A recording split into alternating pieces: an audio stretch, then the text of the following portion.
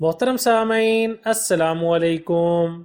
बच्चे का मुंह या जुबान का पक जाना, तबाशीर और सब्ज इलायची के सफूफ में ग्लूकोज मिलाकर थोड़े थोड़े वक्फे से लगाने से फायदा होता है। इसके अलावा ग्लिसरीन से मुंह साफ करना जरूरी है। बच्चे के जिस्म पर सुर्ख दाने कस्टर्ड ऑयल और जस्त मक्खन में मिलाकर लगाने से दाने खत्म हो जाते हैं। बच्चे की नक्सीर फूटना, बर्फ के पानी में तौलिया भिगोकर नाक साफ करने और तालू और नाक पर ठंडा पानी डालने से नक्सीर खत्म हो जाती है। अगर हो सके तो बर्फ चबाने के लिए दी जा सकती है। बच्चे का कान दर्द करे तो जैतून का तेल गर्म करके इसके 2-3 कतरे कान में डालने से बच्चे के कान का दर्द खत्म हो जाएगा। इसके अलावा सरसों के तेल में लहसुन सुर्ख करके टपकाना भी मुफीद रहेगा। बच्चों के पेट दर्द के लिए, जब बच्चों को पेट दर्द होता है तो उसकी ये अलामत है कि बच्चे टांगों को बार बार सुकेड़ते हैं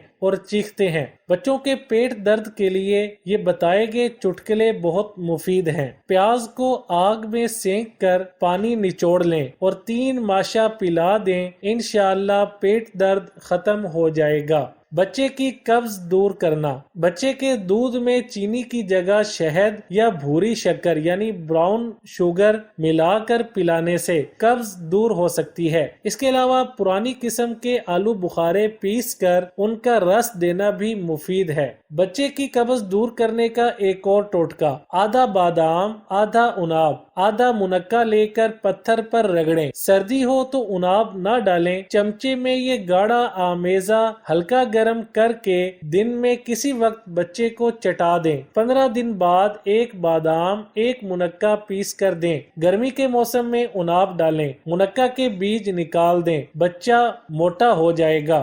वीडियो अच्छी लगे तो लाइक, शेयर और चैनल को सब्सक्राइब करने के साथ कमेंट बॉक्स में अपनी राय का इजहार करना न भूलें।